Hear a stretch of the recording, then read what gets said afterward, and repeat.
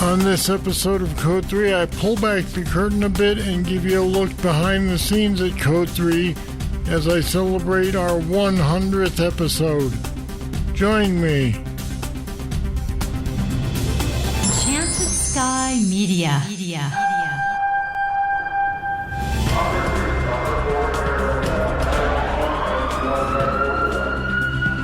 This is Code 3, the Firefighters podcast. Now, here's your host, Scott Orr.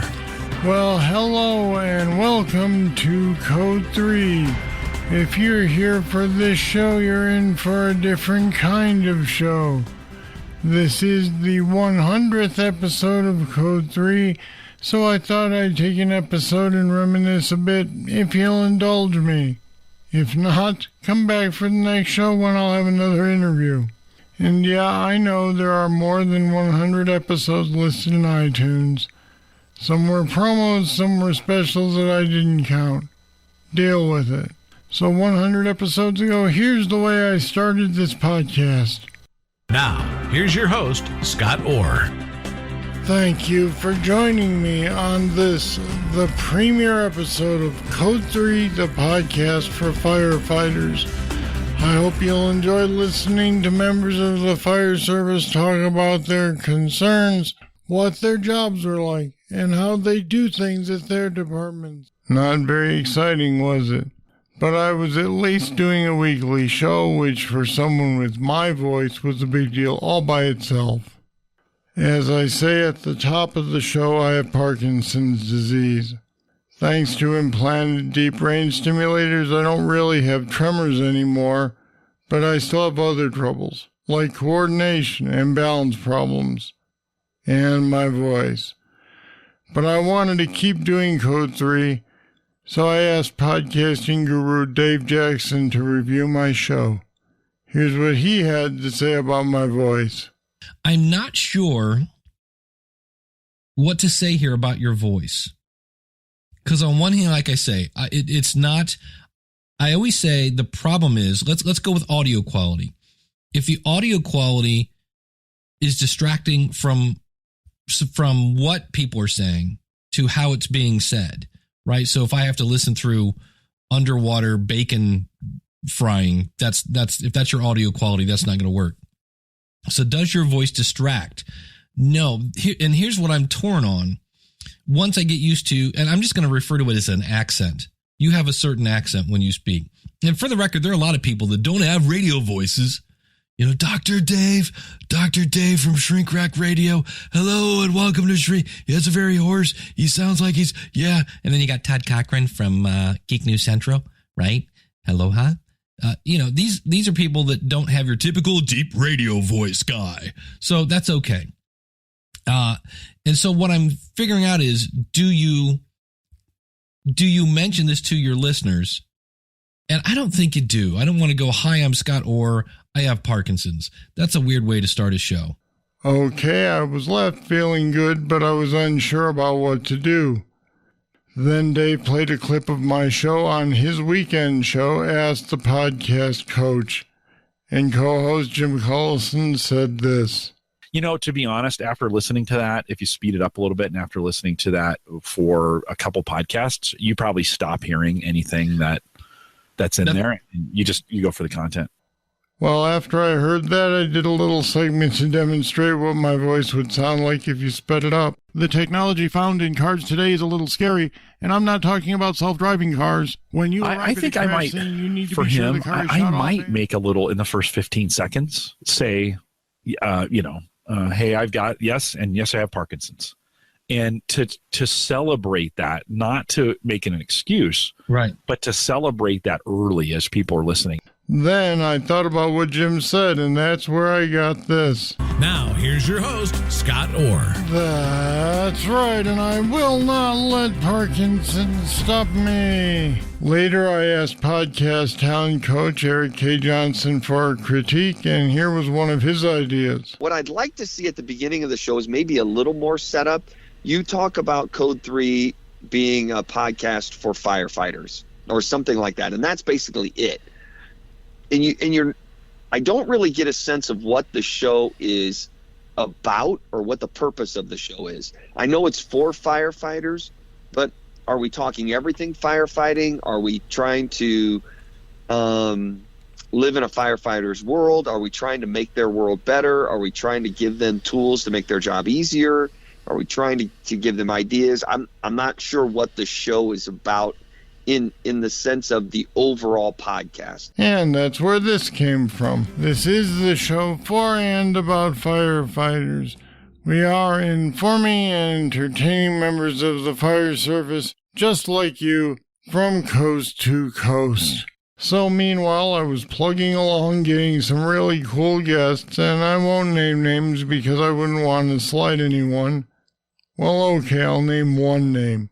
The most intimidating guest by far was the late Alan Brunacini. I interviewed him just weeks before he passed away.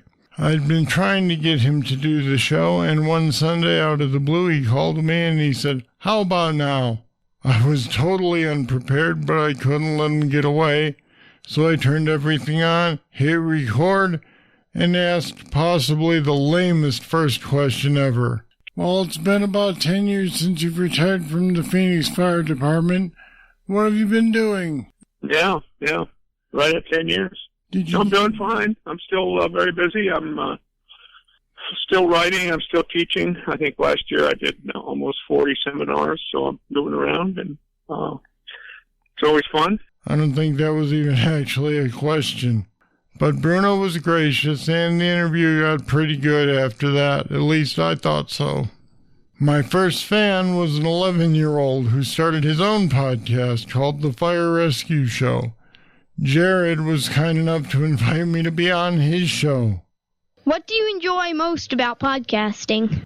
Well, I think the thing that's the most fun for me is meeting the people and learning about them.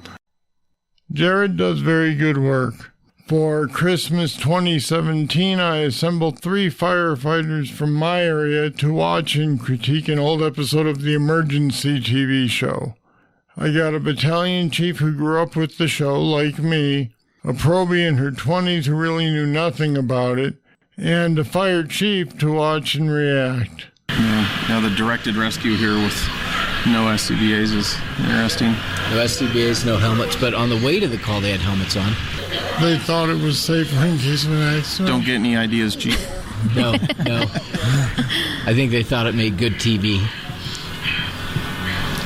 Kayleen, just remember, if I see you employing any of this on the fire ground, we're going to have a conversation. Come on. There's more, and I even produced a video. It's at code3podcast.com/emergency if you want to see it. In March 2018, we took the show on the road and did live podcasts from Firehouse World in San Diego. That was exhausting, but fun. My wife, Rhonda, who does her own podcast, Bullying Life and Stuff, at bullyinglifeandstuff.com, co-hosted the shows with me. It was another day of being privileged to sit in on several great talks today and meet some amazing speakers. It was an interesting experience. We learned that hotel Wi-Fi is not the most reliable source for Wi-Fi when you're doing a live show, but they were still pretty good. Firehouse World is where I saw Kurt Isaacson. Now, I'd had Kurt on before, but live, he was a whole different presenter. Take a listen. I pull up. It's a good roof fire. They're stretching the line. Now watch what the boss does. These guys probably got about 22 years. He stops right here. He's stopping right here. He's masking up. His firefighters are stretching. Why is he masking up right here? What's he doing with 27 years? Is he sizing up the house? He's looking at what the windows are, where the bedrooms are. When he goes in, even though he has a thermal imager, he wants to know occupiable, survivable space. He's seeing what they're doing. That line stretch. Somebody's going around to the back of the house. Just a small little ranch. Let's see what's happening. The line's being charged. Now watch real close when he flows this line. What he does. Fire's picking up that bedroom, kind of jumping up into the eaves there, squirting that little modified kind of like gable. What is he doing? Does everybody see the nozzle? What is the nozzle? It's cracked. Why was it cracked? He's neat on it, just like Timmy Clapp taught me 20-some years ago, and we taught our whole job. Tim actually taught all our guys back in probably 15 years ago. Man, he makes Tony Robbins sound half asleep. What energy. In April, we got our first sponsor, Federal Resources. Here's their spot. Every day, you put your life on the line to protect our families, friends, communities, cities, and our nation. Federal Resources knows the dangers you encounter daily. Whether it's fire, hazmat, or the more recent opioid threats, we're here to support you, protect you, and help train you for your next mission. You're looking out for everyone else. Let us look out for you. FederalResources.com. We are very thankful to have them on board. So now we're doing 2 shows a week. It's twice as much fun, and I love talking with the guests we have. If you have any questions about Code 3, go to the website and email me, code3podcast.com. And as I say at the end of every show, all right, that's it. That's all for this edition of Code 3. Thank you for listening. I'll be back next time with more. And here's to a long run of this show. If you like it, tell a friend to listen to. I'm Scott Orr, and until next time, I'll see you later. Code 3 is a production of Enchanted Sky Media. To get in contact with us, visit code3podcast.com. And if you haven't subscribed yet, you should. Don't miss an episode. Find us at the Apple iTunes Store, Google Play, or wherever you get your podcasts.